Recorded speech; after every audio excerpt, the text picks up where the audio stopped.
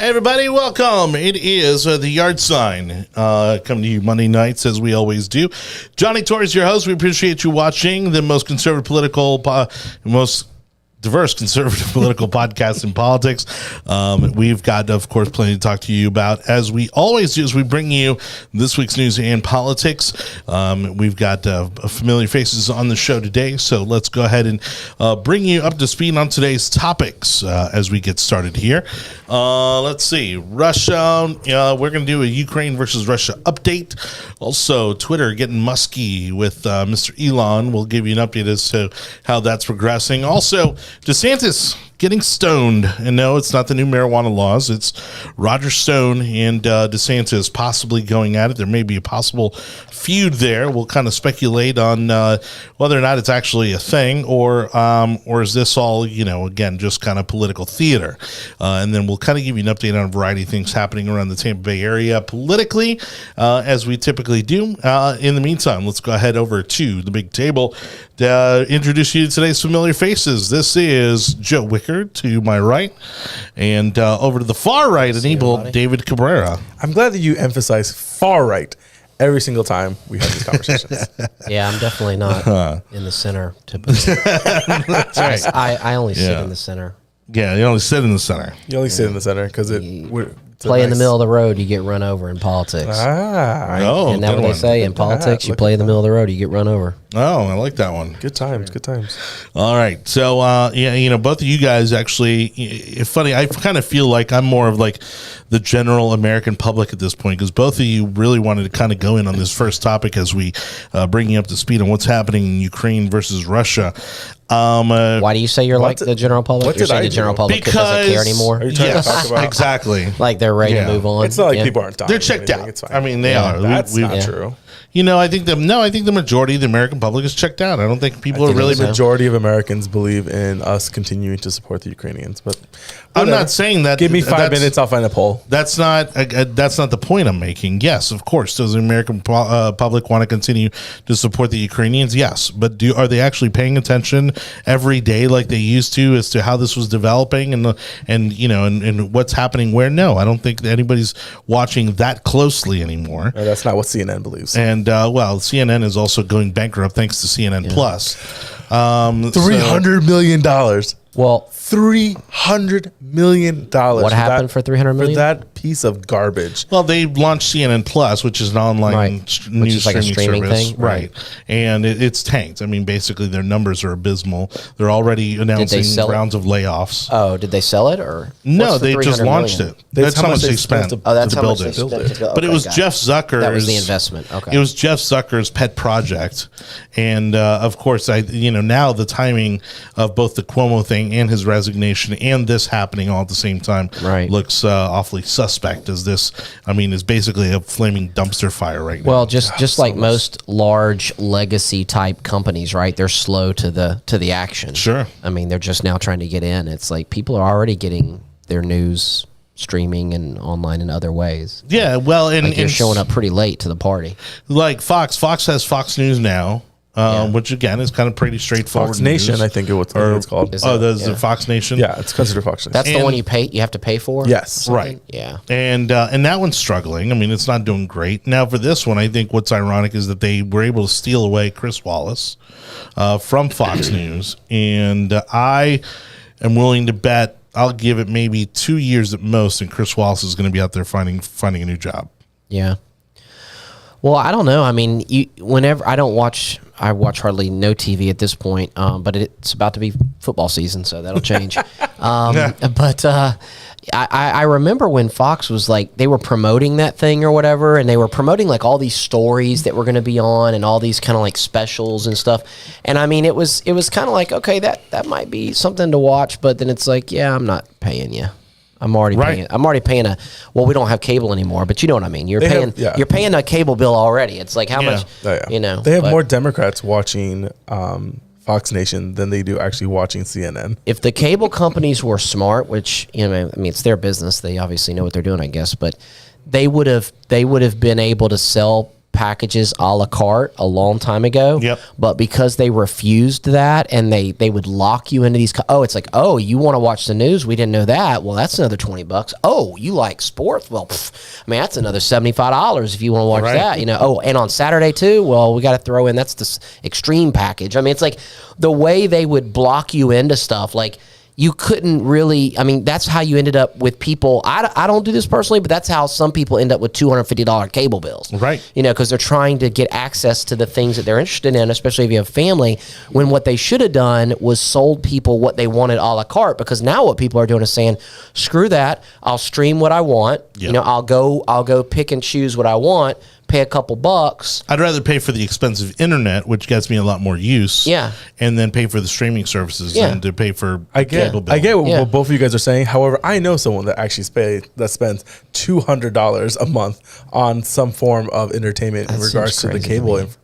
Because my parents have every single channel that man has created. And when you walk in the house, years. the TV's like on 150 volume. Oh, yeah. And you're like, they're over the age of 65. Yeah, you walk in, the TV's up real loud. So you're like, I don't know why they have TV 7,000 channels when the only thing they're watching is NCIS and the Bible channel. But streaming has been able to solve the biggest problem that television has always had, which is that you could have every channel in the world and there was never anything good to watch.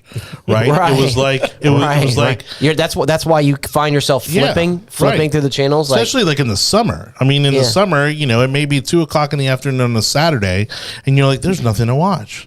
Yeah. But now with streaming, you obviously have a multitude of options, and you can pick and choose, whether it's a movie, documentary, a sporting event, whatever you want. I think there's more money to be made in that because, I'm willing to pay like $15 to watch a series or something, but I'm not willing to lock myself in to paying $150 for a year to have the potential to catch something I like, like it's like, no, I'll just pay for what I want, And that's the thing. It's if you like a certain type of entertainment, then you pay for that type of entertainment.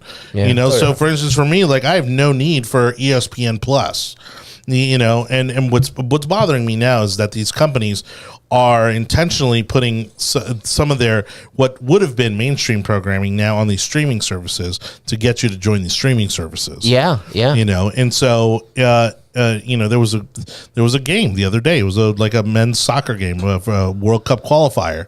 Normally, that would have been on on TV somewhere that you could watch. No, I had to get they wanted you to get Paramount Plus to be able to watch the soccer game. Right. It's like, I don't want to get Paramount Plus because I'm never going to use it. Right. So you end up having to subscribe. Well, when some of those things happen, like I think CBS Sports for some reason I just like college football. I don't watch anything else usually when it comes to sports. And so there was this game and it was for whatever reason on CBS Sports. And I'm like, now I'm having to like download the app and I'm having to like subscribe or whatever. And I'm like, just as a matter of principle, I'm not paying. I will go to a sports bar. Yeah. Exactly. I'll go to the sports bar if I have to. I'm not paying. Well, and so like my dad, for instance, who doesn't have internet because he has no need for it, he's paying for all the Spanish language channels, which are extra.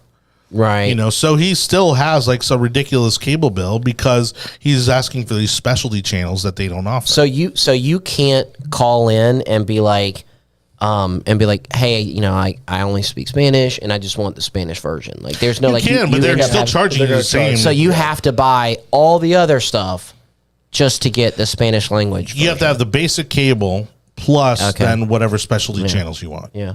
So then anybody that has English as a second language that really wants to watch the news in their language, I mean, they're definitely paying. Oh yeah.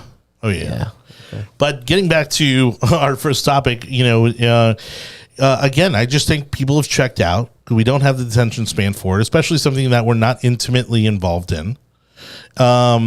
Much like both of you on the show. But I'm texting about our next topic. We had a lot of time to get ready for this. I'm texting about our next topic. And so that's what you want to say. Yes. I mean, there has been some developments, and at least from the surface, again, as a casual viewer of the war, I would say that the tide, as the tide is kind of swinging in Ukraine's favor. It seems like it, but of course the narrative from the news media is going to be that, right? Because that's who they're rooting for. That's the outcome they're hoping for. So as a Russian plant, are you done with your response to the war right now? Go ahead, Mr. Russian plant. So I was calling you the Russian plant.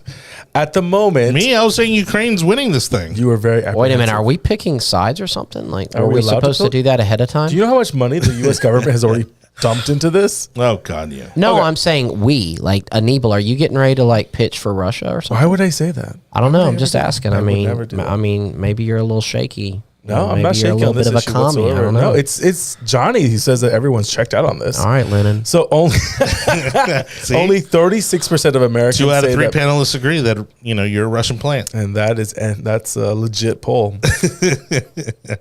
Anyways, who is blasting our comment section right now? Anyways, only 36% of Americans say that Biden is doing a good job when it comes to the response in Ukraine, while the other 52% say he is not. Also, a large percentage is saying that he's not doing enough and he's not aggressive enough. Of course, Americans want an aggressive president at the moment. 81% of Republicans say that the Biden's response is fair or poor, and then Democrats are in the same position. In regards to Americans being checked in or checked out, most Americans say they are paying close attention to Ukraine. More than 90% of respondents answered correctly that Russia invaded Ukraine and not the other way around. 2% of the American population believes that Ukraine invaded Russia, which I thought was phenomenal for them to check it. And more than 80% know that the U.S. has imposed economic sanctions in response. I don't know where you can't have some kind of understanding of what's going on. All of the news networks have reporters there. I mean, reporters have died. And so it's a really big deal. It's the first, usually 20 minutes of every broadcast in the country is dedicated to update on Ukraine. So I think Americans are very much checked in. I think everyone is aware of the situation. They're aware that we're giving them aid and that they want to continue that. Okay, but then so where are we in all this? I mean, because again, I stopped watching TV news, cable news a long time ago.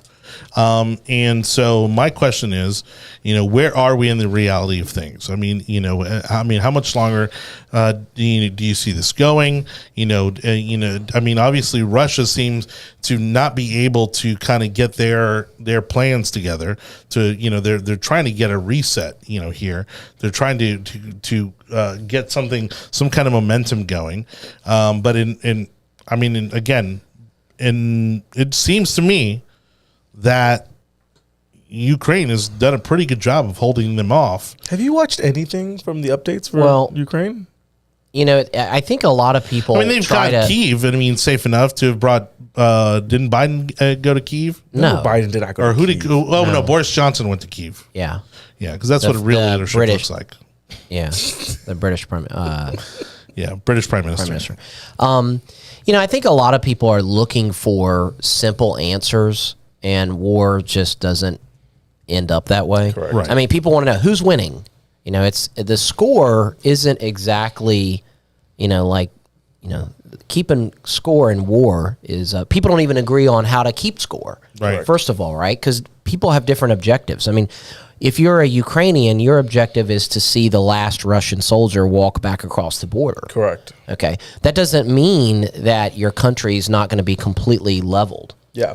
I think Americans right now, I think the first set of showing the sign of completion was the fact that Kyiv did not fall. I think everyone was expecting it. Yeah. The intellectuals and the generals were saying that it was going to fall within 24 hours or 48 hours a week, and it never fell. And to the point to where you got to see how resilient the Ukrainian military was, because again, they've had 8 years to prepare for this invasion, and also you saw the ineptitude of the Russian military, and not even the ineptitude of the soldiers fighting, but the big win is the ineptitude of the logistics of war itself.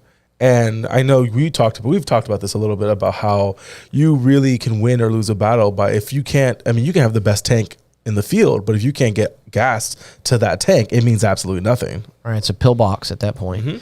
Well, I mean, I don't know. Like I said, I think a lot of people are looking for some kind of definitive answers, like who's winning. Well, that's the definition of winning is can be different for each party. I think it's different for the United States. I think it's different based on what your interests are. So if you're Russia, and what is your objective? Is your objective just to take some land in the east of Ukraine? Well, that might very well end up happening.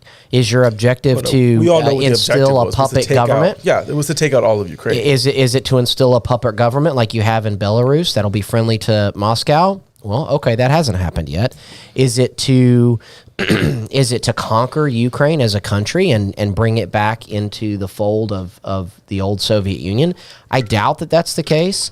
But either way, how you would measure success would change based on those objectives. If you're a Ukrainian, see, this is the thing about like the Taliban in Afghanistan. If you think about it, it's like, well, you know, if you're the invader of a country and your goal is to conquer the country and set up a different form of government, which I think to a certain degree Russia wants a different form of government. They want a government that's friendly to Moscow, whether they control the country or not. They want to control it through proxy government. Well, the Ukrainians don't have to actually defeat you on the battlefield. They just have to not lose.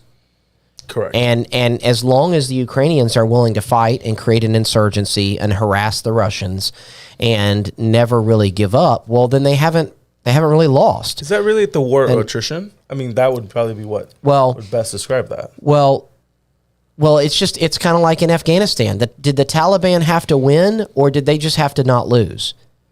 The Taliban never won a battle. They never won a battle. They never won anything. They just had to not lose. And so now they control the government of Afghanistan. So the Ukrainians don't have to necessarily win. They just have to not lose. The Russians have different objectives. But actually, you know, it seems like the media is definitely trying to push a pro-Ukrainian narrative, which I'm fine with that. I want the Ukrainians to remain free. But I think you also need to be honest about your war reporting. And there are some former military officers that are out there trying to tell people that, you know, Russia's going to win militarily, that it's just a matter of time. I think I don't agree with that statement anymore. I did in the beginning of this. And then we got to see what their military hardware looks like.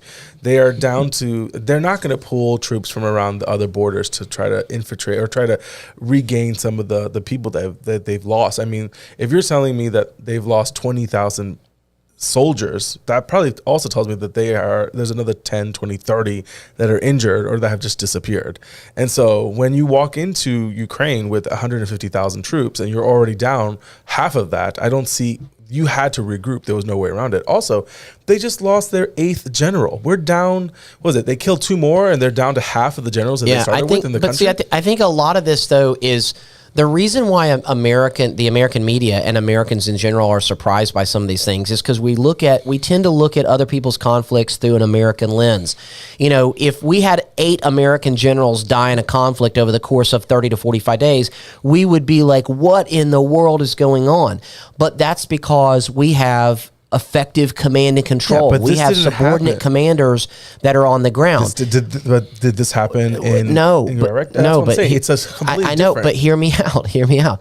There's a reason why the Russians are losing flag officers in the field of battle, because that's what's required for them to be able to move their forces forward. It requires, they do not have a good NCO corps. They don't have strong sergeants that are leading the fight. They have to bring their officers closer to the line, and obviously these generals are getting themselves onto the front in order to probably see what's going on with their own eyes, because they don't trust the information that's coming in, because they probably don't have the capability to get the information from other sources. They probably don't have good signals intelligence. They don't have good imagery. They probably don't have good human intelligence. But doesn't that tell you that so it's they're a completely putting themselves different ball game than what we expected? No. You that's expected the way, this many generals to get killed in Ukraine? Well, you expecting I'm not a Ukrainians student of Russian. Well, I'm not a student of like Russian military strategy, but it doesn't surprise me that if military generals have to go to the front to be able to make maneuver decisions, that they would lose some of those generals, because they're out there, they're in command and control vehicles. The Ukrainians have UAVs up. If they see a vehicle with a bunch of antennas, they're going to attack it because it looks like a command and control vehicle, things like that. So I'm not surprised, in the American military, who you would see dying from a commander perspective. You would see lieutenants, you would see captains, because those are the company grade level officers that would be in conflict with their soldiers leading the fight. But for the Russians, they have all these conscripts, all these low level soldiers who have poor leadership, poor logistics, poor command and control. So it requires their officers to come down to the lowest level to help lead the fight. That's why you're seeing that. And we look at that through an American lens and say, oh, that's terrible. Maybe the Russians don't care. Maybe they're like, hey, that's what happens. You lead soldiers and you die. I mean, we don't know that they view it the same way.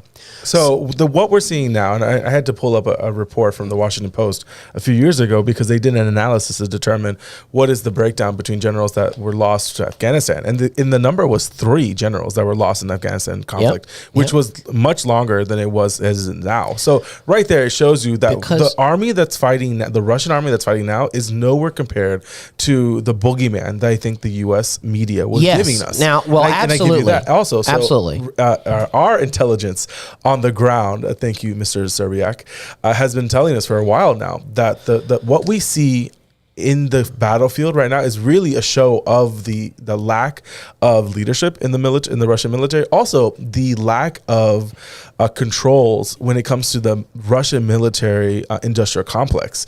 There are reports before the war even started that the reason why there are bombs hitting hospitals and nurseries and everything else is not because they're purposely doing that. It's because they're dropping dumb bombs. Honestly, the strategic bombs, they don't have that anymore. That's another good point. No, I agree. The company that was creating these smart bombs, they were facilitating 60 bombs in 6 months, and Russia's already dropped over 1,000 bombs on Ukraine. So what we're seeing is the complete lack of central government and central control when it comes to the military industrial complex. No, it's actually kind of the opposite. They're very centralized. They're not decentralized. That's why the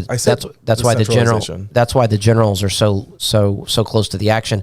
But to your point. Yes.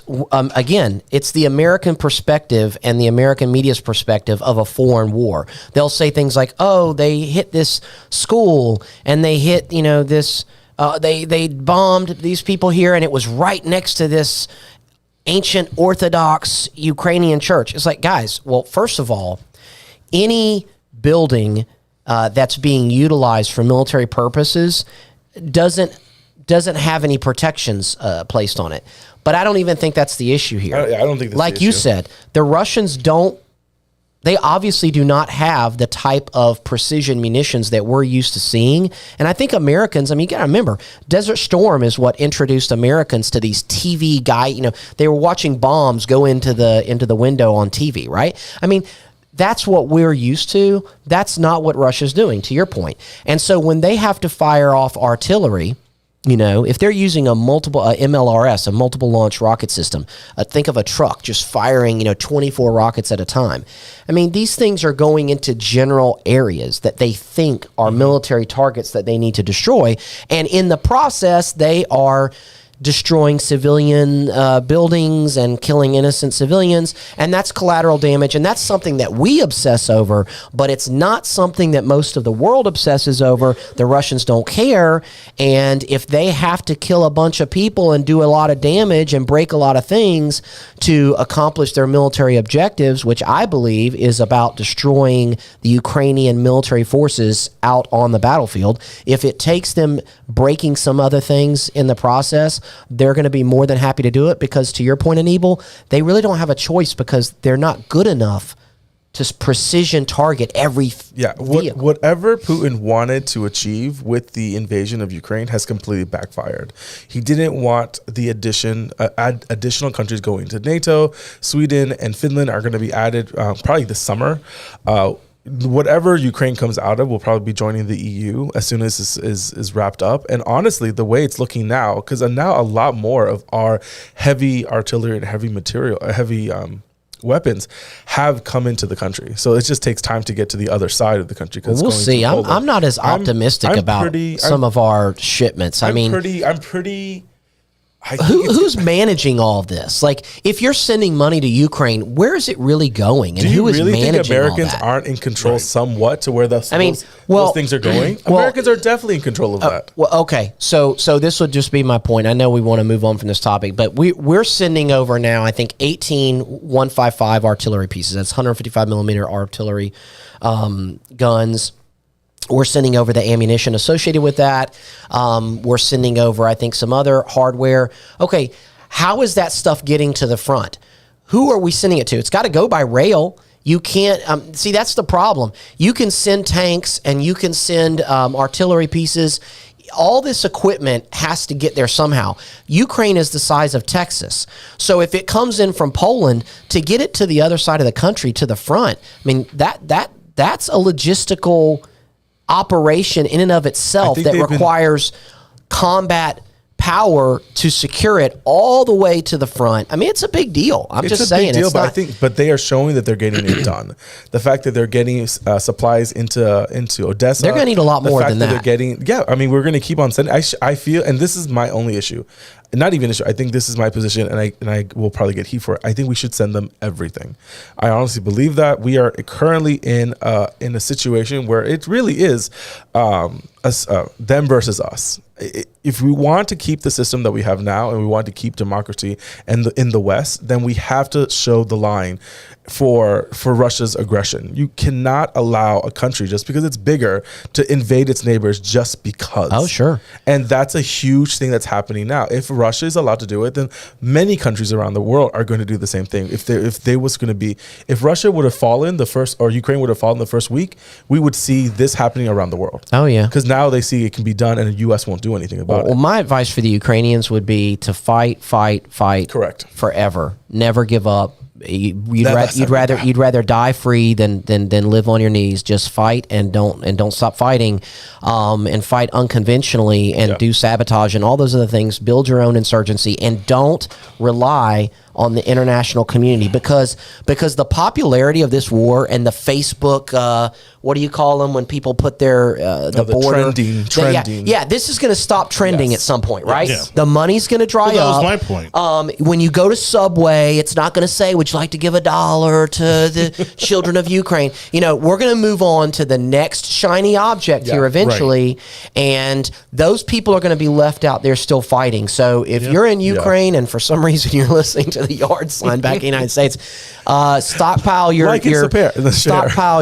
beans and your bullets, because that's what you're going to need. Yeah, I think so. There's a big deal with the timeline, because if they stop by, Russia wants this done by May 9th, which is the anniversary of fighting in Europe for World War II. And he's already said that he wants this done before May 9th. I don't think this is done before May 9th. And if it is, it's because things have gone completely wrong for Ukraine. I don't think it'll be done by the end of the year. I'm not even sure I even believe that, because the Eastern Europeans, certainly, much like Asian countries and Middle Eastern countries, they have a concept, they have an understanding of history that's just greater than ours, in the sense that they think in terms of like 100 years ago and 1,000 years ago. I mean, they understand. They'll say things like, well, Ukraine was Russia, and what they're referencing is like 250 years ago or something, they're pulling something from history to dictate the policy they want right now. That doesn't mean that you think you hundreds of years in the future. That means you're using the history of the past to manipulate the current culture. I'm just saying to push forward. That's how they think. That's not how they think. They think in terms of hundreds of years, centuries. Let's go ahead and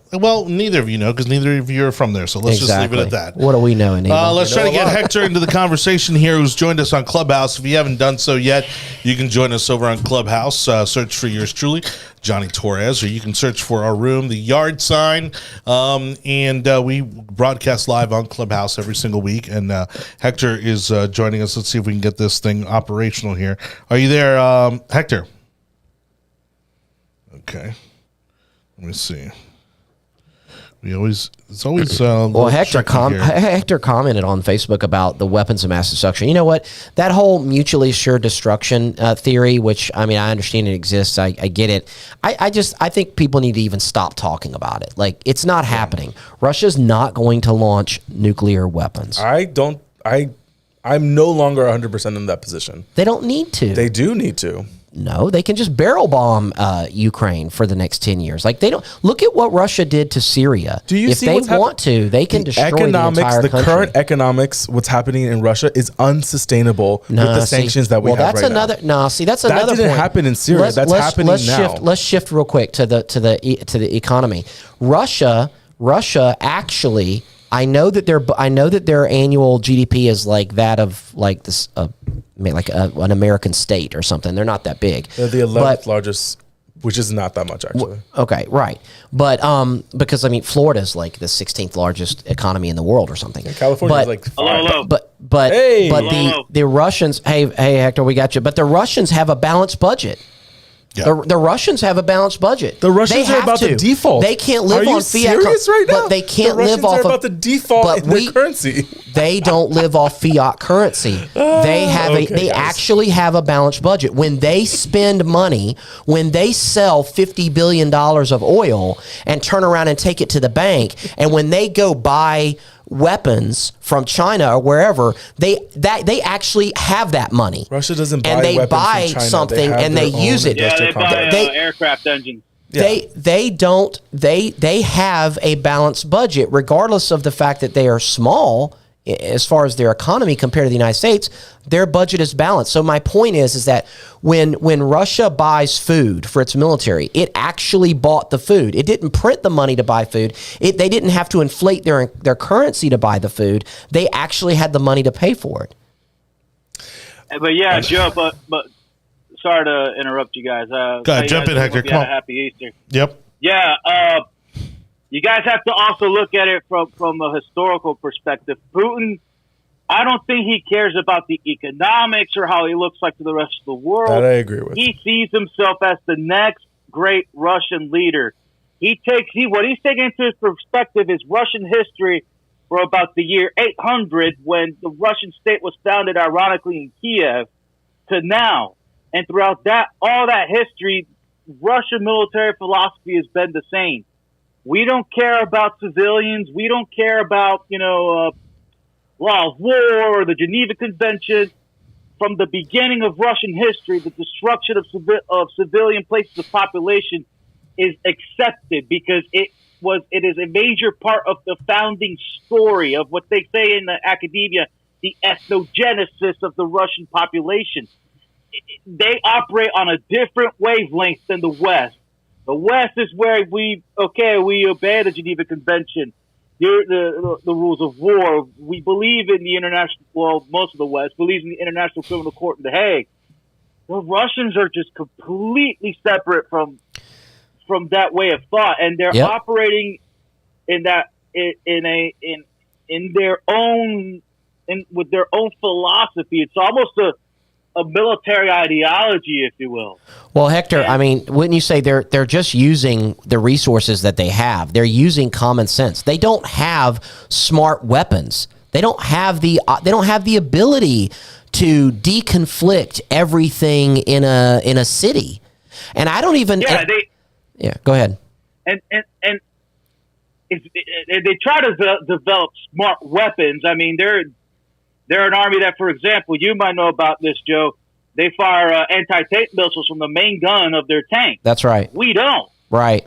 So they do have some quote-unquote precision weapons, but in the overall, with their philosophy of how to conduct military operations, it's very black and white. I mean, exactly. There's evidence in Afghanistan of the Soviets just going into Afghan villages and wiping them off the face of the earth, not just with conventional weapons, but with a thing that the Afghans called yellow rain, which was basically mustard gas.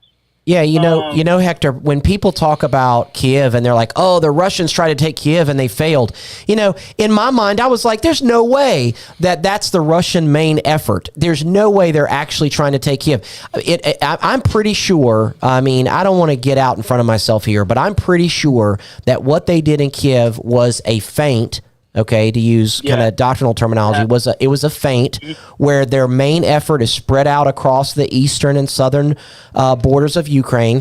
Sure. If Zelensky would have fled, that would have been great. Sure, they attacked into Kiev just to see what happens, right? Probe the capital, hit your enemy's capital right off the start, just to see what's going to happen. But the reason why I don't believe that is because you had a 40-mile convoy outside of Kiev. Why is that? Because they were preparing to invade the city. I'm gonna tell you why it was 40 miles long. And the reason why it's 40 miles long is because they didn't have the logistics to be able to support the logistics of getting gas, food to those people and to those soldiers. Half of the stuff was blown up because it was there for 2 weeks. You, with all due respect, you don't have an appreciation for the enormity of what it would take to actually conquer a major city. I would remind you that the United States, and we did it on the cheap, and we paid a price for it. We invaded Iraq, which really, when you think about it, you fight your way through cities, but really you're trying to go to Baghdad, okay? That's what you're doing. We invaded Iraq with 150,000 troops. And it was Shinseki that said, and got fired for it because Donald Rumsfeld didn't appreciate it, but he was right when he said you need 500,000 troops to occupy Iraq. Iraq is like not even a quarter. I think Iraq is like maybe a quarter of the size of Ukraine. The Russians are in no fashion attempting to conquer every city in Ukraine because they don't have the manpower to do so. They were under the impression that they were coming to bring Russian control into Ukraine. They thought that the government would fold and that they would have an easy way in there. And that's why they used what they used to get into the country, thinking that it would fold, and it never did. And the resistance was much more stronger than they were anticipating. The Russians have to, and I believe this is what they're really wanting. I actually think what's happening in the east and the south is actually what they want. They want to draw the Ukrainians out into the open to total warfare, artillery, tanks, infantry. I think they want to draw the Ukrainians out into the open warfare. Know how to do. Because that's what they do. That's what they train for. They're not trained for urban warfare. They haven't done it since freaking World War II. And they really didn't do it then. They just destroyed everything in front of them. They're trying to pull. They're trying to pull the Ukrainians out into the open field so they can destroy their military. They're not interested in conquering each and every city within Ukraine because they don't need to. And once they destroy the Ukrainian military and the Ukrainians don't have the reinforcements and the supplies from the West or from whoever else in enough time, their military is going to collapse and the Russians are going to control all of eastern Ukraine, which is what they want. All right, so I don't know, Joe. I think. Well, I've been saying this all along. Putin is trying to reconstitute a Russian/Soviet empire, which includes not just the Ukraine and Belarus, but a good chunk of Poland. Correct. I agree with you. If he could get away with it, Finland. If he could get away with it, and there's one. With what you're saying, he could, man. Well, that's what the Russians do. Well, there's one thing politically. Multiple pincers. Well, there's something getting back to kind of the politics of it, since this is a political show, there's something politically that's going to be taking place out there in those, what they call rebel-held areas, okay? Those ethnic Russian-speaking citizens, civilians, some of them are already trying to declare independence. They are going to have they're going to have referendums on independence, which are going to be a scam. I mean, come on. It's not like the vote's going to be legit, right? It's not going to be a legit vote, but it doesn't matter. They're going to have a vote, and it's going to come out that they want to be independent, and then that's going to get sold to the rest of the world where it's like, hey, and then that's when you get Americans starting to say, well, wait a minute. I mean, if those people want to be free, why don't you just let them be free, and let's just call it good? And then next thing you know, you have a situation where Ukraine is under pressure to let go of the eastern half of the country and give it up to supposed independent states, which they're not going to be. They're going to be proxies of Russia, and Russia's going to be just fine with that, and they'll declare victory and go home. Yep. And I think that ends up being a victory for Putin personally. But now we're seeing a separate situation form on the Finnish-Russian border, in which the Russians are strengthening their presence along that border with Finland. They're basically threatening Finland with an attack if they dare try to join NATO, because they're holding them up to some treaty, to a treaty from after World War II that said that Finland would be neutral. Yeah. Yeah, we're the only ones that have to honor treaties. They don't have to honor the treaties. But they had a poll in Finland. It used to be 40% of the population in Finland was for joining NATO, which is a losing referendum. Now it's up to 60%. Once the Russians start putting armor on your border, all of a sudden, hey, maybe joining NATO is a good idea. So Finland wants to join NATO now. And the Swedes too, and it makes sense. I mean, me personally, I've dealt with both the Swedes and the Finns in Afghanistan, and they operate to NATO standard, not as much U.S. standard, but pretty the much. NATO standard. Right. So so the transition would be easy. Now the big risk is, again, as I say, Putin operates on a different wavelength than any world leader.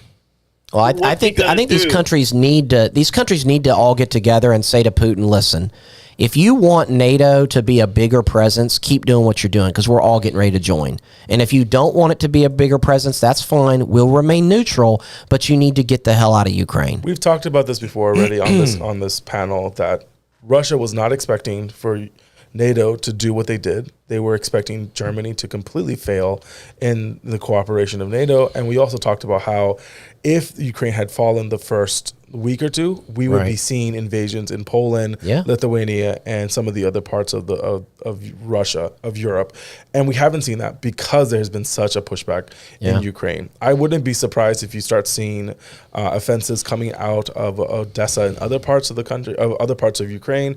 Again, our intelligence on the ground there is saying that they've been moving the heavy artillery from the west to the east side of the country via trains at night and with heavy machinery. So that's definitely happening. So we will see in the next 2 weeks what happens. If anything, Russia is about to default on about $100 billion worth of bonds that are issued in foreign and local, because they no longer are allowed to pay them in rubles. So we'll see what happens. All right. Well, on that note, I'm going to move this heavy artillery over to the next topic, because we spent about 2/3 of the show on the war that, again, nobody's paying attention to. That's not true. So. You cannot say things like that. I can't say things like that because it's my show. Johnny's more worried about his streaming service. That's right. I'm more worried about Elon Musk here trying to buy Twitter. Thank you, everybody, for watching The Yard Sign. We appreciate you. Got Joe Wicker and Anibal David Cabrera on the show today. Twitter gets Musky. Elon Musk really holding their feet to the fire after putting up about a little over $41 billion on in a offer to purchase Twitter, and doesn't seem like there's a whole lot that Twitter can do about it. Of course, there's all kinds of schemes happening behind the scenes. Apparently, there is another investor that may come forward, but again, we're talking about a lot of money that not many people have, and so of course, if somehow magically Twitter happens to find somebody else willing to pony up that money, then I'm sure all kinds of investigations are going to start into how exactly that money came about. What if Donald Trump tried to buy Twitter? If he could have, I think he would have, but I don't think he has that kind of money. He doesn't have that kind of money. No. No, and he's rich, but it's like why reinvent? Like that's spaceship rich. He's the richest, he's the richest person in the I'm world. Going to Mars rich. Right? Yeah. Well, after Bezos' divorce, I mean, it kind of puts Elon at the top of the hill. Bezos can only go to the moon now. He can't make it to Mars anymore. That's right. But the thing is again, he's the kind of person that you can see that once he kind of gets hyper focused on something, he's going to stick to it and he's not going to drop it. I mean, we see the same thing with others like him, like Bezos, like Steve Jobs. Whenever they were hyper focused on something, like that's all that mattered, and that was priority number one. Now, I think this has also come about because we're seeing the other projects in Elon's life kind of finally heading in the right direction again. Right. You know, the Gigafactory in Texas is doing well. They're expected to put that Cybertruck next year. What about the flamethrowers though? That never happened, right? That never that was a publicity stunt. That was like a promotional thing. Oh, got it. Yeah, that was that had nothing to. It was like because they were all in promotion of the Boring Company. Right. You know, and and that I don't think is going as well as a lot of people had hoped. You know, People aren't digging tunnels. but they've dug the tunnels over in LA, and they're doing tests on it right now. I just don't think it's quite working the way that they expected it to. And it's not really alleviating the traffic situation. You know, so it's certainly not going to be the poison pill to remove cars off the road. So what happens now? He put the offer up. It was a good offer in the sense that the shareholders would have all made money. Twitter board said no, which means they've now turned down money. Yeah. Which some, I guess, would say, I'm not an SEC finance guy, but I guess they would say that that's not in following with your fiduciary duties to do what's good. Right, and that's the thing. I mean, it's... I'm sure there's some clause that they don't have to do that per se, but... Well, and the Twitter stock, again, has not been in a place where they could really... I mean, now, it's obviously been climbing, you know, as people are hoping this buyout happens. But, you know, I mean, let's see, 3 months, 6 months, you know, in March, which it kind of hit its low... over the past 6 months, it was at $32. You know, so going from $32 to $54, you know, to $54 and change. I mean, that's a nice return. Was that $4.20 thrown in there on purpose? Is that what he did? That's what they're saying. Yeah, $54.20 up from 30 something bucks. I mean, how in the world do they say no? They say no because it's Elon. It's really been interesting to watch the media and just how hypocritical they are, right? Sure, right, because, I mean, they didn't blink an eye when Jeff Bezos bought the Washington Post. Nope, they thought that was a great idea. Yeah. He's saving the Republic. That's why. Yep. Well, he's saving the media, you know, the And now they're like, this is the media end of free hierarchy, speech. right. No, he's going to actually promote free speech. Well, watching because they only want to advance the speech that they agree with. Watching the Twitter liberals go crazy was quite interesting and entertaining to watch that happen. I will say, though, something that I saw that was very interesting was the ex-CEO Dorsey making the comment that the majority of the board is the reason why there's such problems with Twitter. And also, he's the one that stated and shared, which I don't think is allowed, so he's probably going to get fined for it. Well, I'm not surprised. Stating that the majority of the board owns absolutely no shares in the company, which is shocking. Well, Dorsey, you know, was kind of in the same light as Jobs in the sense that they got rid of him because they thought, okay, he's kind of taking this as far as it goes. Right. And then all of a sudden, when it found itself in trouble, they said, okay, maybe we need to bring Jack back. Right. He did, but he wasn't even like the same person anymore, you know, and didn't quite have the vision. Honestly, after watching, you know, I've been watching this show about WeWork and everything that they went through. Yeah. And you know, these boards, I mean, they get a lot of say into how you manage the business. Yeah. And again, sometimes these are people who are not qualified to make the decisions they're making. That's why companies don't. I mean, that's the problem with going public, right? They go public because for the money, but then you give up control of your company. So, well, and you got to make sure that you are putting people on the board that are going to agree with your vision, with your direction for the company. Yeah, eventually they lose control of that or whatever. But well, that's what Anibal and I were talking about. Maybe this board is not. Maybe this board is basically comprised of people that are friendly to the CEO and are just there to protect what's going on. Right. So they're turning away the money, and they don't even care because, I mean, financially they don't even have a vested interest because they don't even own any shares. We did the research ahead of time, and the majority of everyone on the board is making over $250,000 every single month. I know they make money by being on the board, but they don't even own the stock. That's what I'm saying. Like, they have a very cushy job right now on the board, and they have for some of them it's probably side money. It's not, you know, they probably run some other company, and they probably hold other board seats and and so, you know, because you look at Elon and you look at all of his antics, and sure, like at first, you know, it kind of shook up his board a bit, but now that they've gotten accustomed to how he is as an individual, they seem to be supportive of just kind of letting him be Elon. People let their. I'm not saying that you shouldn't stand by your ideology. Hopefully, your ideology is based in some moral principles. But I mean, it's almost like you're running a business. Mm-hmm. You're running a business, whether you like Elon Musk or you don't, whether you like his tweets or you don't. I mean, you're running a business. Right. The guy wants to buy into the business. Why are you not taking his money?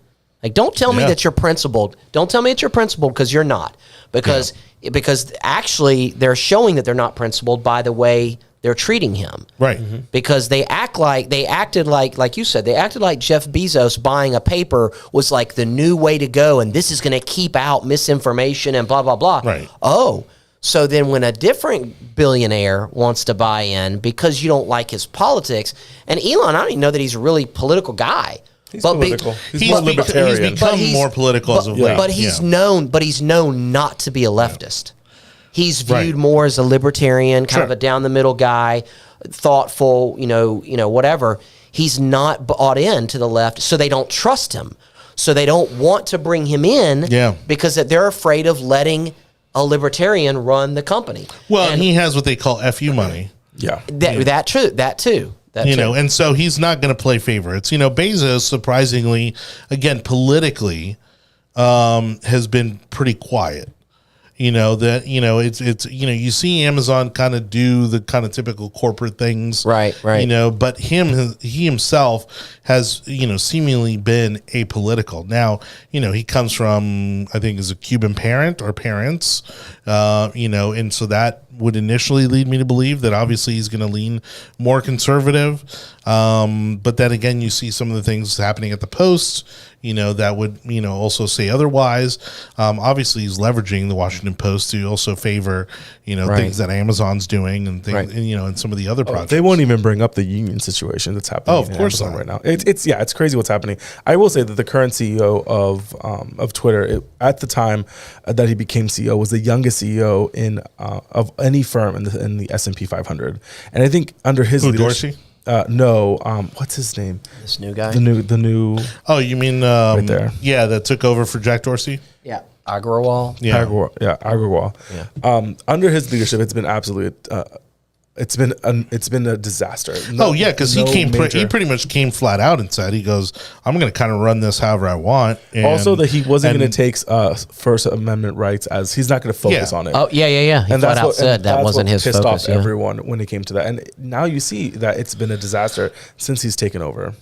I mean, you can't position yourself as this major communication tool and then restrict communication. Mm-hmm. I mean, what do you want to be? I mean, what do you want to be? Selectively restrict communication too, because again, we've seen that consistently. The great majority of the people who've been censored are conservatives, are people on the right hand side of the aisle. Now, that's not to say that they haven't censored liberals and some journalists and that sort of thing. But then you go and look at what's happening around the world, and again, you've got terrorist organizations that have Twitter accounts. I mean, Putin still has a Twitter account, right? Right. The Ayatollah Khomeini has a Twitter account, but Donald Trump doesn't. Yeah. Which Dorsey says now that it was a mistake when they removed Trump. Okay, undo it. Yeah, I mean, you can't now, but he's only one. But this is 17 on a board. But that's also easy to say once you've left the board. Exactly. But this just goes to show how deranged these people are, though. They literally want us to go, and these are all a bunch of people that would never serve a day in the military, and their kids aren't going to go. Yeah. But they're more than happy to send a bunch of American kids to Europe to go fight Putin simply so that they can own Trump. They have this stupid idea that Putin and Trump are somehow connected just because the media said so. Exactly. It's never been true. Built that narrative. They built this narrative, so all these liberals actually believe that by going to war with Putin, you're somehow standing up to Trump. Meanwhile, Trump's in Mar-a-Lago, on vacation. I don't care what y'all do to Putin. Pretty much every day. And the left has got it in their idea that, we want to troll Donald Trump, so we're going to be anti-Putin. Well, you should be anti-Putin for a real reason, not Trump. And so, this is how these people think, and they can't have somebody like Elon Musk coming in and saying, no, guys, we're going to be the world's biggest platform for communication as rapid as possible. Right. And we're just going to let it happen. Yeah. Oh no, they can't allow that, because what if somebody says something truthful that outs the left? The sad part is that these corporations aren't held to any kind of a standard when it comes to their hypocrisy, because again, we're not just seeing it at Twitter. We're seeing it at the NBA, Disney. we're seeing it at Disney, NFL. we're seeing it at the NFL. We're seeing it, in all, aspects of our culture, that you have these multinational conglomerates that, again, they'll curry favor to whoever has the highest dollar. Well, they act like they're taking they act like they're taking principled positions, like Disney recently. Yeah. They're promoting all this stuff that's anti-traditional family or whatever, Yep. and getting people concerned about that because of the exposure to small children. And people, I think a lot of Americans are still trying to deal with, like, what age is appropriate, like, for kids to learn about certain types of behaviors and things like that, and whatever. So I think while Americans are trying to kind of figure that out for themselves and decide what to put in front of their kids, you've got videos of Disney executives talking about how they can't wait to push more and more and more stuff on kids, and this really inflammatory stuff. But in Saudi Arabia and in China and in basically any other country that says so, they take their money and they do exactly what they're told, and then they come to the United States and try to preach to conservatives about what we should be doing and thinking. And it's like, you guys don't even believe what you're saying to me. They have no place to be dictating culture or to be dictating. You don't believe what you're saying. You might as well take whatever's on their website talking about inclusion and diversity. You might as well take all that off your website because you don't believe in it. Yep. Because if they truly did, they wouldn't do business in those countries. That's right.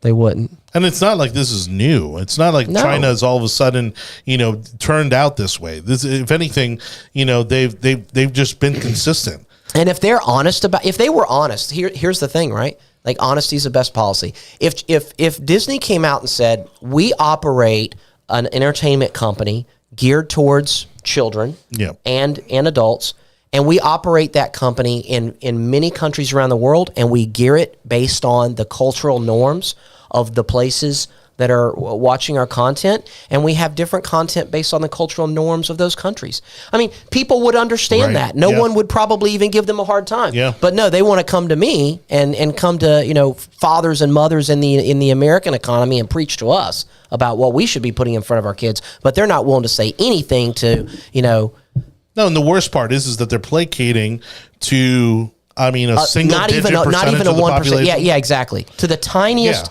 but the loudest group, but the tiniest group. To the mob.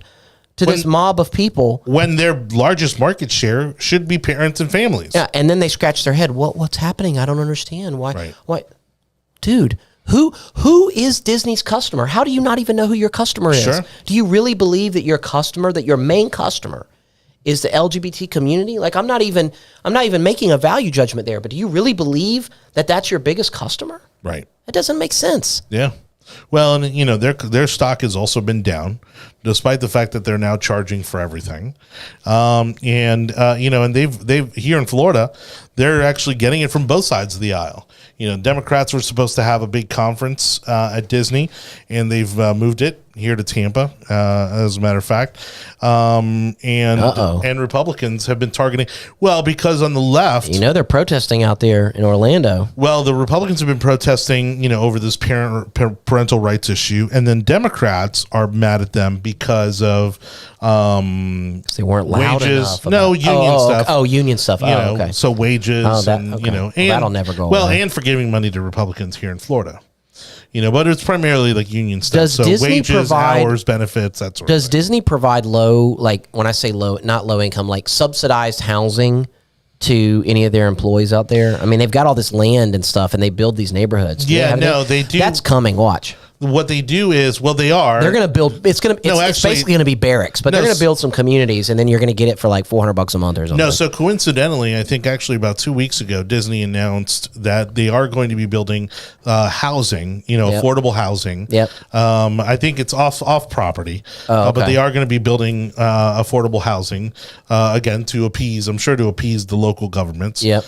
And then they're actually going into the home building industry where they're going to build these kind of Disney licensed communities that I'm sure are going to resemble like Celebration and that sort of thing, these kind of master plan communities. But those I'm sure are going to be incredibly expensive to live in and to purchase in. Right. And so again, the problem is that, they're getting beat up from both sides. Yeah. And like you said, they seem to be blind to who their actual customer is. Well, and this is just another reminder that despite the fact that they're trying to introduce, homosexual characters and things like that or whatever to push that envelope, they still somehow have this principled position against gaming. They don't want any casinos anywhere close to Disney because, of course, that wouldn't be family friendly. Yeah. And we're trying to create a family friendly environment. No, you're trying to keep a monopoly on people spending money in Orlando, and you don't want a casino next door. Yeah. Yeah. So again, it's not principled stances. And I wouldn't have a problem with Disney saying, yep, we do not want a Seminole Hard Rock Casino next door to Disney. That's true, because it would take a lot of our customer base away. We just don't want people getting distracted at the casino till 3 a.m. and then not making it to the park tomorrow morning. And we'll be honest about that. Just be honest about it. Quit giving me this crap about a family-friendly environment. Like, come on, man. That train left the station a long time ago. Yeah, that's not your concern. Yeah, sadly, it's actually true. It's not their concern. Yeah, so, all right. Thank you, everybody, for watching the Yard Sign, the most important relevant podcast in politics. Again, don't forget, you can subscribe to the audio portion of our podcast anywhere you catch your favorite podcast over at the Tech Overlords at Google, Apple, Spotify, Audible, Amazon, iHeartRadio, Odyssey, and Samsung podcast platforms. We also want to thank our community patriots who are sponsoring this program. Again, they're doing an incredible job in the community, not only being stewards of the community, but also motivating people to get involved in the political process, both as candidates, as advocates, for certain issues. And they're doing voter registrations. Again, they're doing a lot of things to help out, those in needs throughout with needs throughout the community. And so make sure that you visit community-patriots.com for more information on this amazing organization. Again, that's community-patriots.com. They have meetings on a monthly basis in Pinellas County, Hillsborough County. If you'd like to start a Community Patriots organization, reach out to them through their website or their social media.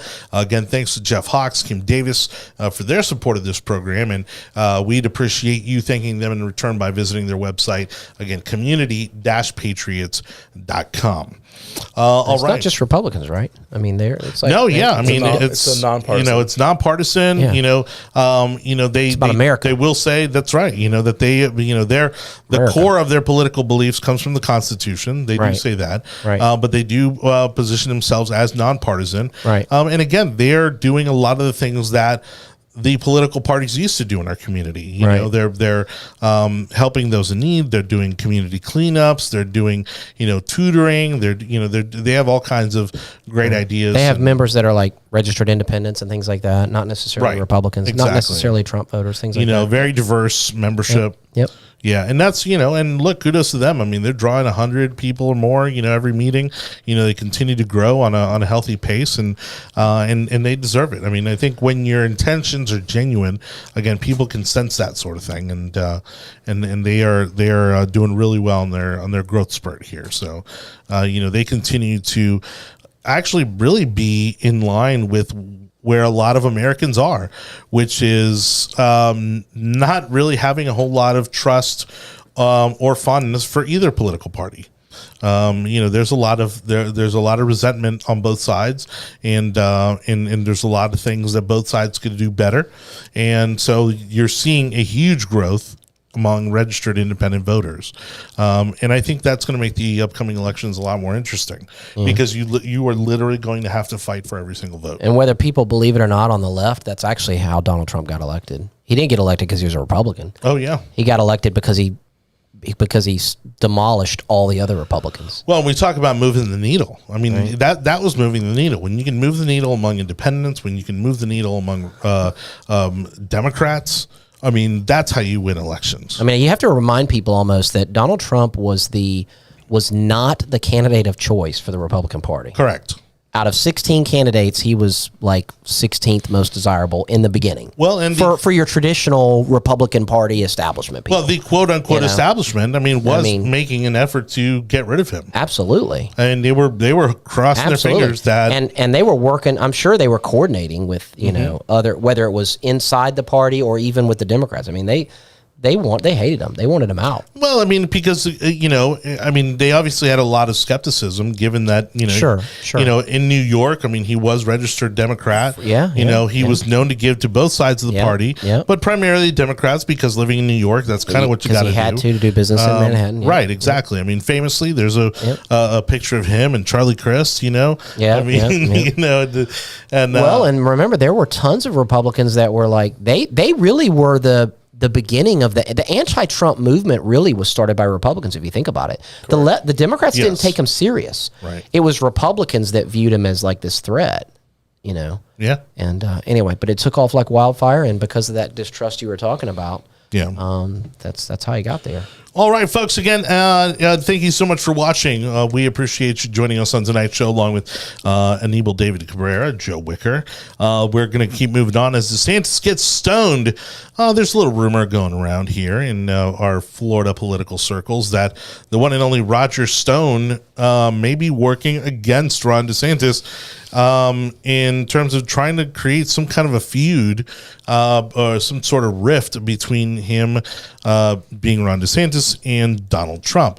Of course, Ron DeSantis has already said that as long as President Trump decides to run for office, or gives at least the impression that he's going to be running for office, running for president again, that he would not be considering a run for president.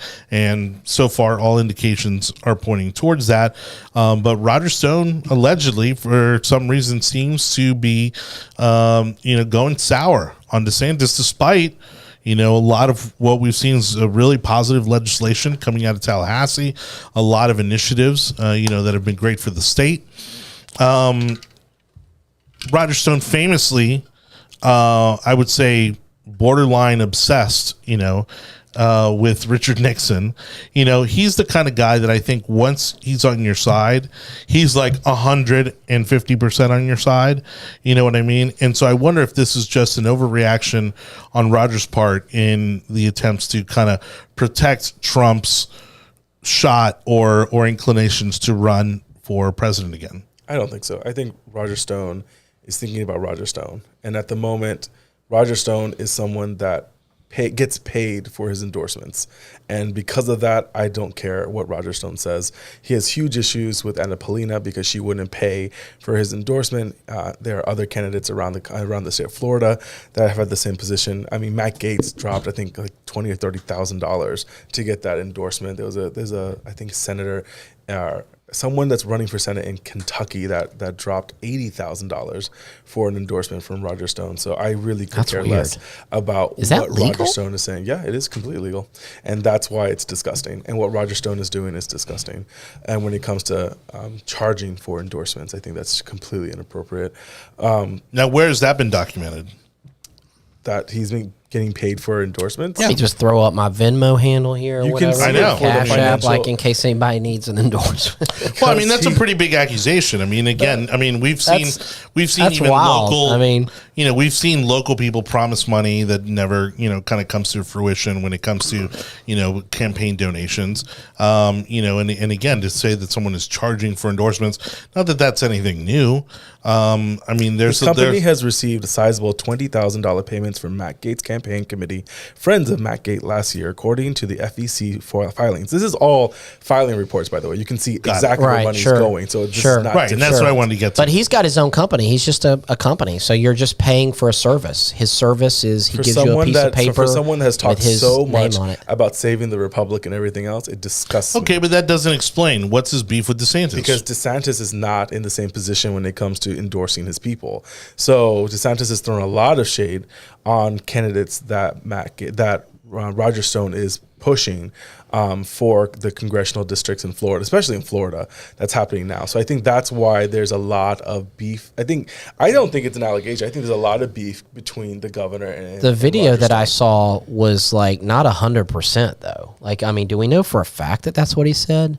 What other S word do you think he would put in there? I'm just saying it seemed like why is the video so abruptly stopped? Yeah, that was you know my what I issue mean. as Like, well. why isn't it a little more clear? And you know how this stuff goes, right? Like, people like to create conflict where it doesn't even occur. Like things will get printed in legit media or outlets, and the two people involved, are like on the phone with each other. Hey, did you know that we were like feuding over such? I was like, nah, I didn't even know, bro. I heard, I heard you said such and such. Oh, really? Yeah, I didn't even know. I think people in politics are very petty, and I wouldn't be surprised whatsoever. The media puts out stuff all the time to create drama. I mean, they just want to create a story. And if you put Trump in it. I agree with Hector. Hector says his beef with DeSantis is that DeSantis poses the biggest threat to Trump, and I agree with that. And Stone feels that he has to defend Donald Trump to the end. I don't think it's defend Donald Trump. I think it's protect Donald Trump, because that is his line of communication. Right. Roger Stone feels that he has a direct line to the president,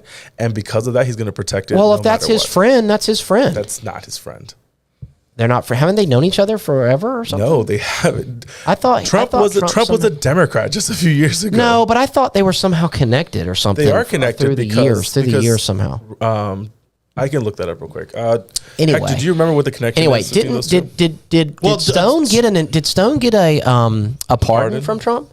Yes. He did. Well, you go. Well, so, what do you expect Roger Stone to do? Roger's been a Trump fan day one. I mean, Correct. he was one of the people that pushed him to run in the first place. Because Stone's always been a disruptor. He's been somebody who's wanted to, who likes disrupting, the establishment and the political process. I don't want to push a conflict that doesn't exist, but because right now, I mean, Donald Trump and Ron DeSantis are not opponents. They're not opponents. They have been taking swipes at each other. But I think a lot of this is created because it sells, right? You throw Trump's name in it. You throw DeSantis, the most popular governor in America, probably at this point. You throw their names in it. You're going to get clicks. So I wouldn't put too much into it. There's that too. I mean, and there's going to be that natural inclination of the media to try to drive, some sort of sassy storylines. And if the governor needs to clarify, something, I mean, he can pick up the phone and call Donald Trump. And vice versa. What does right? Trump is not going to call DeSantis. I don't think either of them are talking to each other. He endorsed him. DeSantis is governor because of Donald Trump. Sure. Yeah. Okay. I'm not taking. Not to take anything away from the governor's political abilities and intellect and his performance. Obviously, he's done. I'll agree great. with that to an extent, because again, it was a he pretty got level. put on the map. He got put on the map against a popularly elected agriculture commissioner who had been in Florida politics for 20 years. Right. I mean, DeSantis wasn't well known. If you just did a poll in the early days, I mean, he was a congressman from Northeast Florida, which is a big deal, but that doesn't mean a lot of people in Tampa even knew him. So was Adam Putnam. Yeah, he was a congressman from Central Florida. Yeah, so Donald Trump came down, he met with DeSantis. Remember, they were on Air Force One, met with him. He liked him, promoted him, and shot his name up into notoriety right off the bat. So why would these guys? Come on now. I think people want there to be a feud because they think that DeSantis is, and he has been hitting above his mark lately. Or last year, he's been doing it since the pandemic started. Really, he's been punching above his weight class, and now it's up to a point to where he is, I think, by far the favorite Republican governor in the country, which does leave him to a very big, bright, shiny target when it comes to the current to President 45. Do I think Trump does not like DeSantis? No, I think that he likes him because he made him, and DeSantis won't disagree with that whatsoever. I think DeSantis has now positioned himself to where he can he can run for president if the path is in that direction. But I think we all agree with the same thing. If Trump doesn't run, DeSantis runs. If Trump runs, DeSantis will not run. And I don't think anyone on this table is disagreeing with that point. And I don't think DeSantis would go back on that. No, he doesn't need to. No, and it would do far more damage He doesn't. good. Yeah. Those guys do not have to battle it out. It makes no sense. It makes no sense for either one of them. Yeah, and then again, to Anibal's point, I mean, Roger Stone is someone who consistently, likes to keep his name in the news. He likes to keep his profile high, keep his brand up there. Wear silly glasses. He's and putting out books. Suits he gets hired to do speaking engagements. I mean, part of his job is to stay relevant. Yep. Bow ties and seersucker suits and funny glasses. I just don't like the paying for endorsements. I think that is extremely inappropriate. Well, no, and of we've course. all been been odd, in candidate races before, and at that point, it's also you get endorsements out of. For I always wonder sometimes, like, how these people make money. It's like, how do you actually make money? What do you do? Yeah. What do you do if you're Roger Stone? I mean, I guess you have to charge. You have to charge for speeches. You have to write a book and see if you can sell it. That's normal. I mean, what else can he do to make money? I mean, you can't be a lobbyist. No one's going to hire him. Right? He can't get hired. Yeah, he's a personality, and that's fine. Just don't charge for your endorsement. Believe in the people, not the checkbook. Yeah. All right. Well, thank you, everybody, for watching. Again, this is The Yard Sign with Anibal, David Cabrera, Joe Wicker, yours truly, Jonny Torres. Thank you so much. Don't forget to subscribe to the audio portion of our podcast, where in case you miss any part of the show, you can take it with you wherever you'd like to catch up on today's show. Keeping us nice and strong above the top 150 podcasts related to government in the country. Pretty excited and proud of that, and that's all thanks to you guys. So we appreciate everybody watching. For those of you listening to the podcast, just take a moment if you can, go back, leave us a review, even if it's a star rating, and you don't have time to write something out, that's cool too.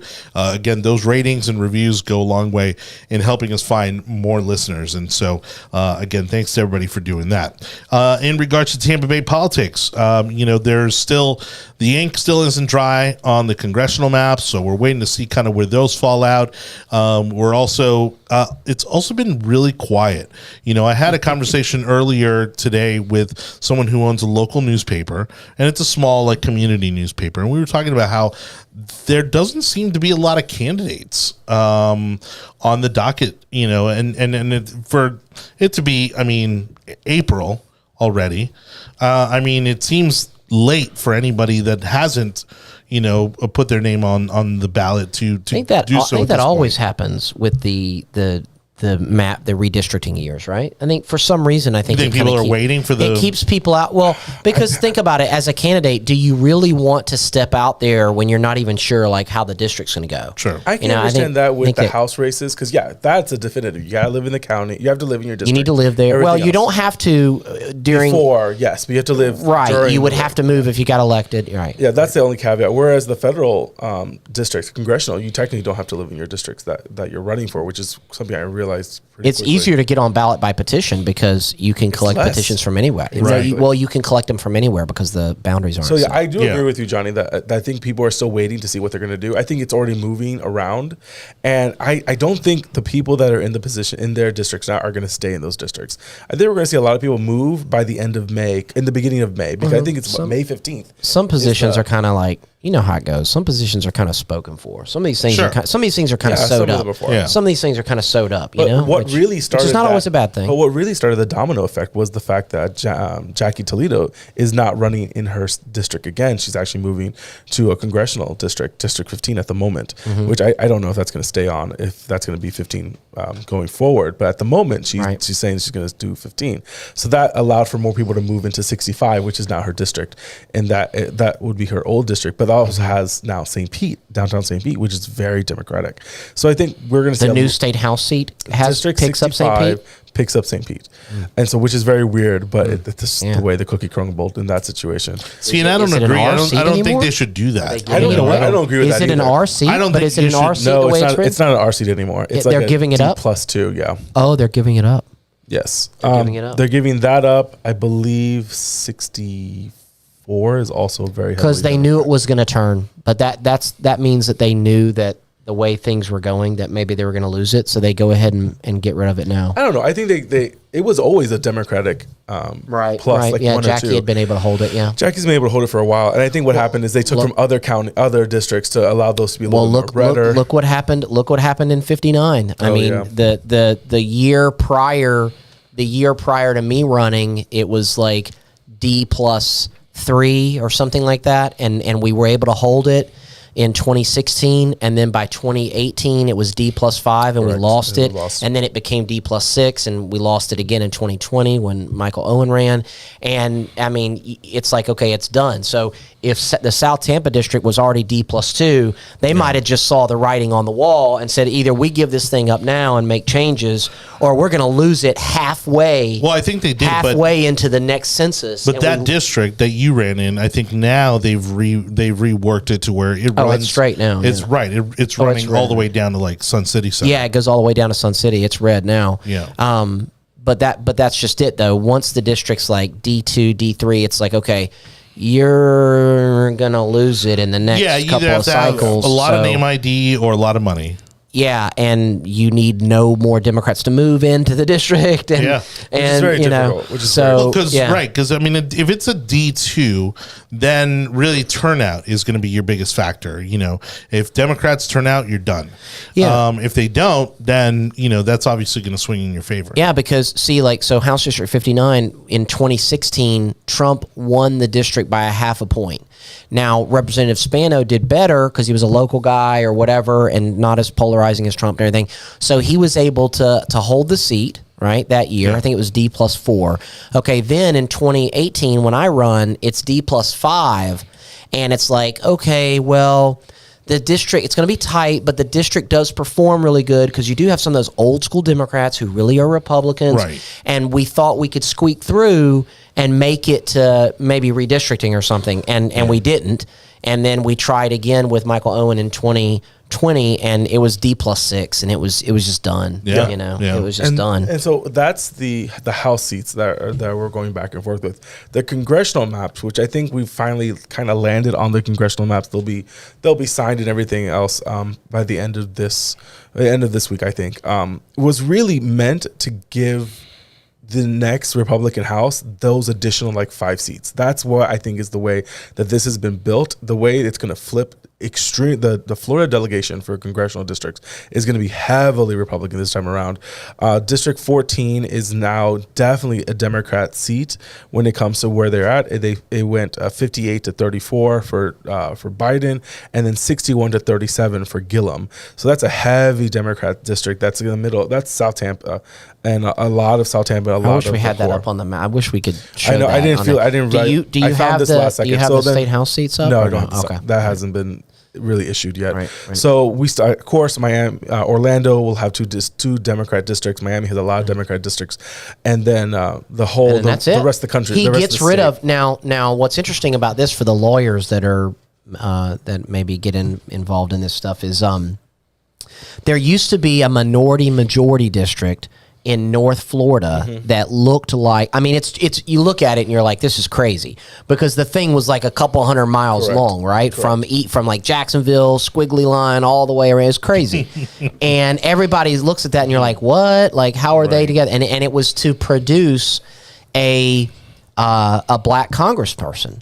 Right? Yep. And it was doing that. And did DeSantis get rid of that because he wants the legal challenge? Because I know the courts had been taking up the concept of majority-minority districts and things like that. And it looked like some courts had gotten to the point to where they were like, guys, we don't, this is not the 1960s. We don't have to do this anymore. Right. Just let the people vote. Let them choose their representatives.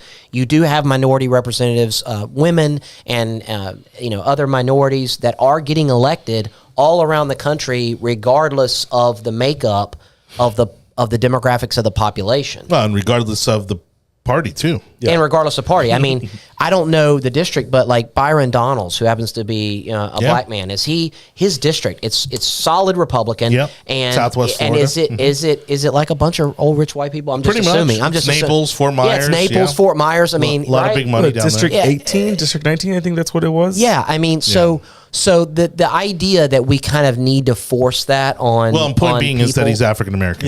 Yeah, exactly. So there wasn't a district carved out for him. Right. He just won. He won. He ran and won. He won. He ran a great campaign and he won. He beat a couple of self-funded candidates. Yeah, and he beat some really solid candidates. And he beat and all the other candidates were white, I think. So Yeah. he beat out the white candidate. So I mean, in a majority white district. So the point is that the courts are starting to look at this and say, guys, we don't need to do this gerrymandering anymore by race. That is DeSantis's point, or at least his point and slash his objective is to try to be more in line with the rules as they are, so that it's not challenged legally. In Miami, and he's a Harvard law grad. Yeah. I mean, I'm pretty sure he's thought this out. In Miami, there are some districts that are a little wonky. However, with the new maps, District 22, 23, 25, that's definitely up for grabs now.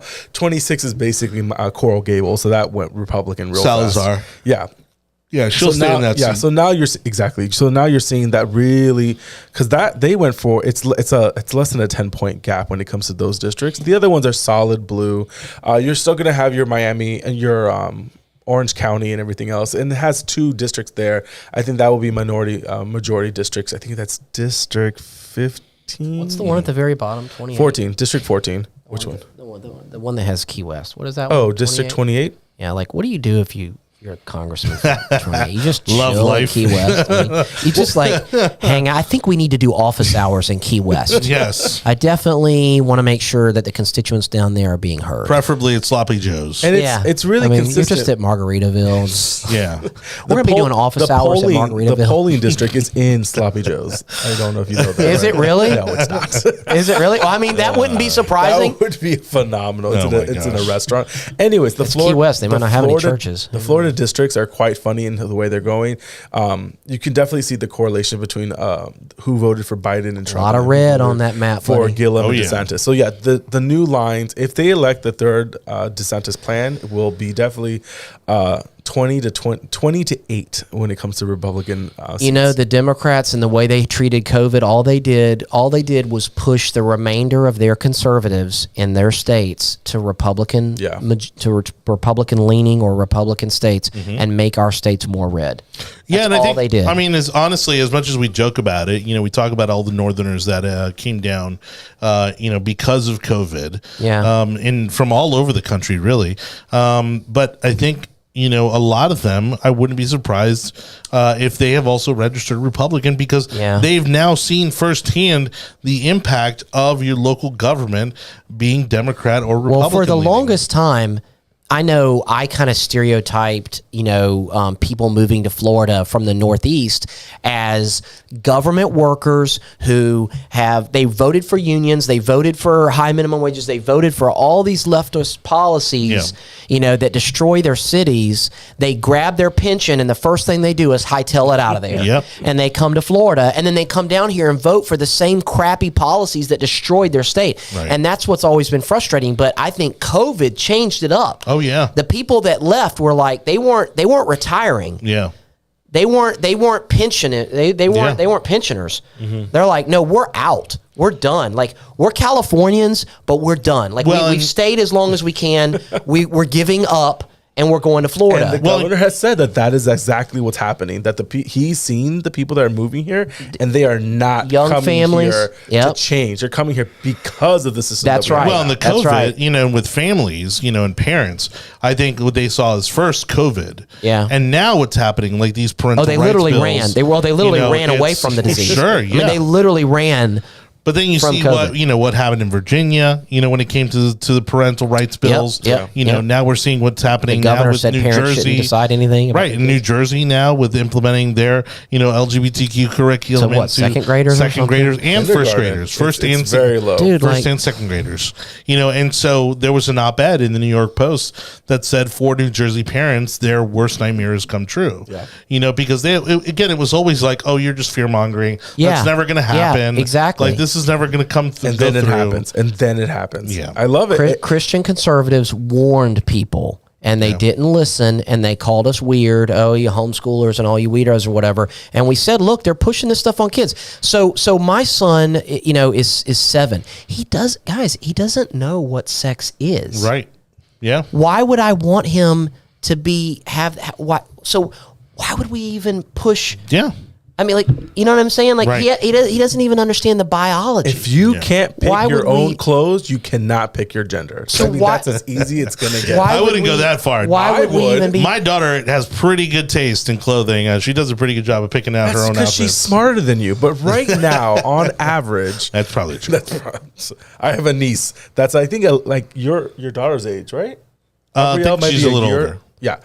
That 2 years older. That girl is ready to conquer a small Caribbean country. But yeah, but the point is, With your daughter's help. But the point is that people vote. We've always heard, people vote with their feet. Well, they really are. Yeah. They really are. I mean, Right. at first people fled northern states because they were scared of COVID.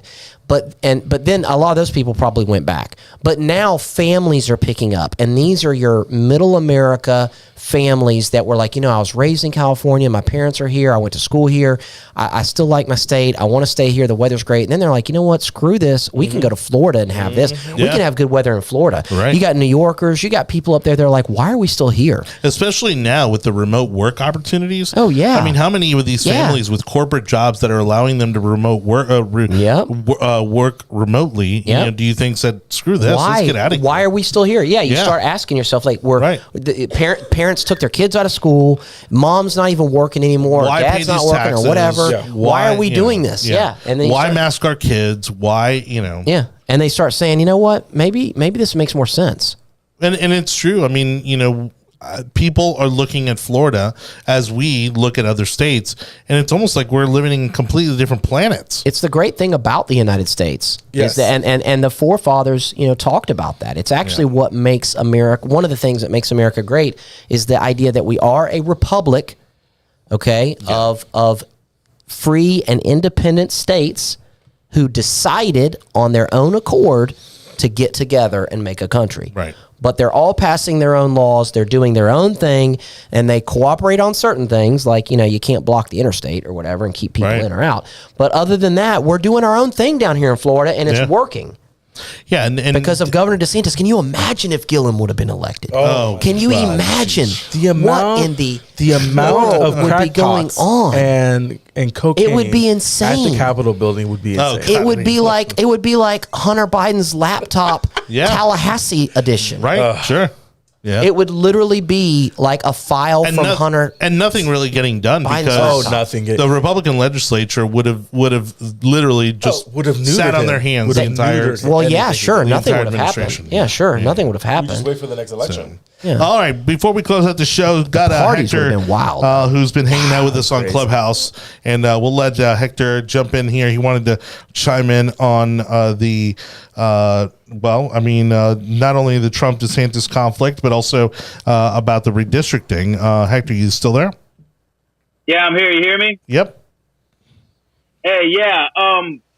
Going back to what you, Johnny, were saying last week about Disney and their whole conflict with Ron DeSantis, and you guys were talking about all these people from up north coming here, registering as Republicans, I started remembering, Johnny, I remember this clearly, you said that a lot of these people that came from California, from Disneyland, and from, I think it's still called MGM Studios out in LA, that other park that Disney has in California, a lot of them are, flaming Democrats. So do you still see Orlando as being the bulwark of Democratic politics in the state of Florida, and bringing it back here local? I mean, what race do y'all see being really competitive? I mean, I see two of them really: Scott Levinson versus Harry Cohen in County Commission, and I'll be honest with you guys, Andrew Learned versus Danny Alvarez looks like that's going to be a good one too. I'm just trying to see. I just want to see what you guys think. I think Alvarez is going to take that one hands agree. down, no I problem. agree. Yeah, I mean the geography now works in his favor. Correct. And Learned, I'm pretty sure, knows that. He's trying to Yeah, position because Leonard himself. started sending out text messages saying how he helped out getting infrastructure road improvement projects. He texted it Yeah. from some phone number. I don't know if any of you guys got it, but I got it because I live in this district. So He wants people to believe. He wants people to believe, Hector, that what's going on 301 in Bloomingdale, like somehow he got that money. It's like, guys, come on now. Those of us that know better know better. Yeah. All right, they're all really worried. I mean, Castor's pushing hard. She's out there doing fundraisers. They're trying to make a case for her candidacy, and her case for reelection.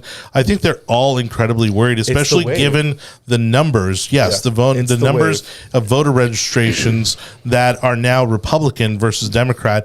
I mean, where I truly believe, I think that Kathy Castor is nervous, maybe for the first time in a long time. I don't think Kathy Castor is nervous. And the only reason why I say that is because Hillsborough County is still 62,000 votes negative compared to the Democrats. Well, that district has typically gone 60-40 Democrat. A 20-point swing isn't impossible, but it's really, really hard. But guys, the district is going to be different because it's getting redrawn. Not hers. Hers is almost distinctly, almost like a Republican, almost like a Democrat district now. Yeah, they're gonna pack them in. 14. Okay, they're gonna pack them in. And then the other thing too is remember we keep having to deal with. We deal with this every 2 years where the Republicans get angry at other Republicans because we don't get excited about running somebody. Right. In South Tampa, it's like, guys, it was drawn that way. Now there's allegedly. You know, by all accounts, Jay Collins has a chance. Now, I remain very skeptical of his fundraising, very skeptical that he has a shot. The only case that I will make in his favor, running against Kathy Castor, is the fact that Democrat turnout is going to be incredibly depressed because Biden is doing so poorly. Congress is doing so poorly. And again, there's not really a lot of races out there for Democrats to get excited about in this cycle. And that's the problem, which is why you didn't want her to start fundraising and start really campaigning, because now her people are going to come out and they're going to come out in waves. And again, I don't think she has that strong a following. I think the rest of the state is going to show very good when it comes to Republican wins. I do not have that same confidence in Hillsborough County. As much as you might want to believe, Orange County or Osceola. Yeah, well, as much as we may want to believe that, you know, candidates are the quality of the candidate is why they get elected. I know that feels good, but the truth is, I'm gonna quote Nancy Pelosi. She's the one that said in AOC's district a glass of water would get elected. Yes, if it was on the Democrat ticket, right? So we have to face the fact that it doesn't matter how great your candidate is if the registration numbers are too much against you. So I don't know Jay Collins. I know he's a Green Beret, so that tells me a lot. But and I'm sure he would be great. But guys, it's been 60-40 with some really solid candidates in the past. Well, and not to go down that rabbit hole. Not to go down that rabbit hole, but yes, that tells you a lot about him as an individual. Only because I was in the military. Right. It doesn't But it doesn't translate to anything politically. It doesn't. It really does not. Yeah. And you know, I'm the first guy that's a veteran and in politics to tell you can't just run on that. There's got to be more to you. People are like, okay, appreciate that. Tell me something else, you know, that matters. Like what about schools? What about this? What about that? I got another question for you guys. I listened to POTUS on Sirius XM, and I remember a couple months ago they were saying that Ron DeSantis has been flying around the country doing fundraisers, raising money. If he's not going to run for president in 2024, then why is he flying around raising money? Because he's going to run for governor. Yeah. Well, he's running. He has to run for re-election. He has $100 million in the. He still needs to run for re-election. Well, and let's be clear here. There could be two scenarios here, because one is we don't know if these are fundraisers for himself. Yeah, right. That's question one. And the more likely, That's true. Yeah, they never specified in these reports if it was for a Ron DeSantis campaign or. Yeah. Now that being said, Republican congressional whatever, or senator or Senate campaign committee whatever. Yep. So that being said, bring up a good point. If he's if he goes to, I don't know, let's say Colorado to support candidate so and so or whatever, you know, there could be like a split. in the fundraiser, and saying, hey, we'll give you a share of whatever, because your name ID is bringing in a lot of people. He is the second most popular Republican figure in politics right now. And so I think it's more of him going across the country to help other candidates fundraise and help lock in some other candidates and hopefully helps him, right, elevates his, and exactly, he's building what a lot of candidates can't do until they run for president. He's building his coalition now, so that when he does run for president, all these people are going to be in his court. Which doesn't have to be in 2024. But we would love it to be in 2024. You know what I'm saying? But everybody talks about it like this is it. Like, this is not it. The guy's in his 40s. Joe, here's the deal, though. In 2018, who was president when the Democrats won in both the House and the Senate in 2018? That's one thing that Ron DeSantis doesn't have on his shoulder that Donald Trump has. Yeah. Although you could, but that's pretty common. That's common. Also, that's something on Donald Trump is January 6th. What Hector's talking about is that when you have presidents that lose their party loses control of Congress in the midterm, which is very common because Americans like to do this kind of shift. It's like, we'll throw a Republican in here. Well, let's give the Democrats a shot. I love a mixed government. It's just that this time it's going to be like slam dunk, like let's go Brandon. Oh, it's going to be rough. It's going to be rough. Yeah, I think I'm excited. Too. I mean, Biden's done. Honestly, I think Biden's done grave damage to the Democratic Party. There's nobody on their bench that could have the same kind of. They need to send him back to the basement. I mean, remember he spent his whole campaign in the basement. I mean, the guy's presidency is about to go into the basement. They did it to themselves. They did it to themselves. The Democrat leadership is so old. There's no one on the bench. All right, Joe. Sorry, buddy. It's back in the basement. You go. Yeah. All right, Hector, thank you so much, buddy. We got to wrap up the show. Thank you, everybody, for watching. We know we went a bit long today, but we appreciate you for listening, watching, wherever you may be doing. So this has been the latest edition of The Yard Sign. Make sure you join us next Monday night. Thank you again to Anibal, David Cabrera, Joe Wicker for joining me on the panel tonight. Again, make sure that you like, share, comment on whichever social media platform you may be catching this on. And if you don't mind, subscribe to the audio version of our podcast over at the Tech Overlords at Google, Apple, Spotify, Audible, Amazon, iHeartRadio, Odyssey, and Samsung podcast platforms. I was working. On behalf of everybody here at the Yard Sign, we'll catch you next Monday. Good night, everybody. Good night.